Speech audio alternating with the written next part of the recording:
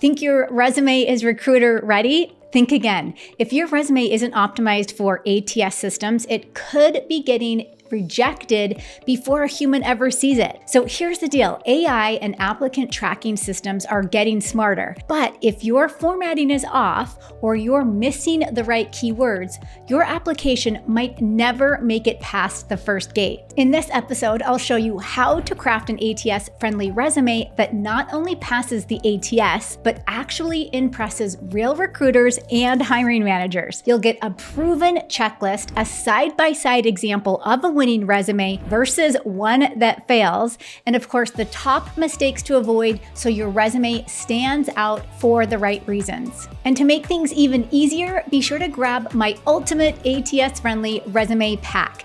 It's completely free. Inside, you'll get a winning resume template, a proven resume example, and AI-powered prompts to help you land interviews faster. Just click the link in the description or show notes to download yours now. Hey, I'm Heather Austin, a university professor turned entrepreneur, and I helped job seekers land their dream roles with simple, proven strategies that actually work. Now, I go live on Tuesdays at 1 p.m. Eastern right here on this channel with free job search and career trainings. So make sure to subscribe and hit that notification bell so you never miss a session. Now, if you're ready to take your job search to the next level, let's jump right in. When we're looking at this ATS-friendly resume, here's what I want you to remember when it comes to how the ATS works. Poor formatting and missing keywords equal instant rejection. Now, I know a lot of you mentioned in the chat that it really sucks to send your resume off to a position you know you're qualified for and instantly get a rejection. You know if that happens that you have either poor formatting or you're missing keywords, right? You're missing the mark when it comes to the ATS. It's gonna mean an instant rejection. Now, I'm gonna share a checklist with you. So take a screenshot of this. Here is an ATS-friendly resume checklist. Number one in that ATS-friendly checklist is to use standard headings.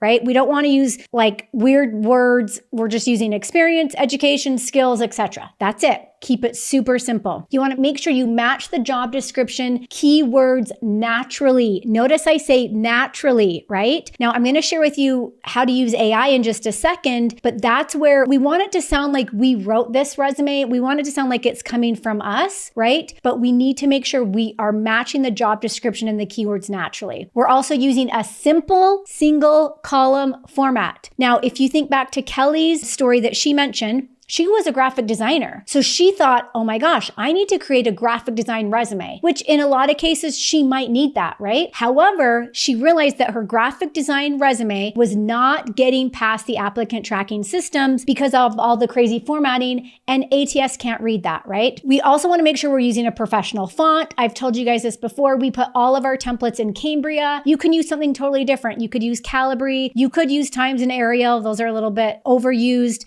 but just use something simple, right? And then the other thing I want you to keep in mind is saving it as a Word or a PDF file. Right? So if we can have both of those files on saved, the PDF normally will go to like a recruiter, a hiring manager. Even though PDF's getting better now in terms of the ATS being able to read it, I like to send a Word doc through to the ATS because I feel like it can parse the information a lot faster and easier. Now, here's some things to avoid. So these are the ATS mistakes that I am seeing people make all the time. We don't want images, we don't want graphics, we don't want fancy fonts, and we don't want text boxes.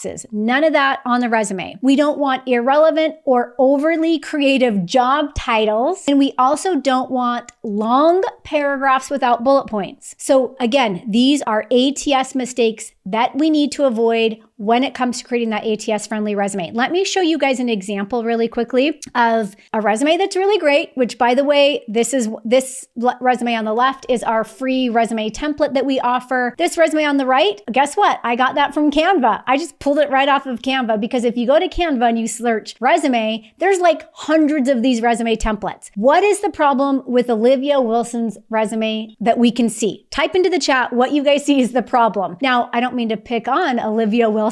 She was just the person that was on the template in Canva. Let's address her photo first of all. So in the US and Canada, UK, places like that, we don't use photos on resumes. I do work with clients in all parts of the world, and some of them, they have to put their photo on a resume, and that's totally fine. But again, we are not going to be putting them on in most cases, right? In most cases. Left, we get it right that this is the one we want to do. Right? We don't want that one, right? That is a no-no. Before you go, I have a quick question for you. What's one resume mistake you're making? Let me know in the comments or DM me on LinkedIn. I would love to hear from you. And don't forget to grab your free ATS-friendly resume pack, complete with a winning resume template, a proven resume example, and AI-powered prompts to help you land interviews faster. The download link is in the description or show notes. So go snag your copy now. Thanks for hanging out with me today, and I'll see you in the next one.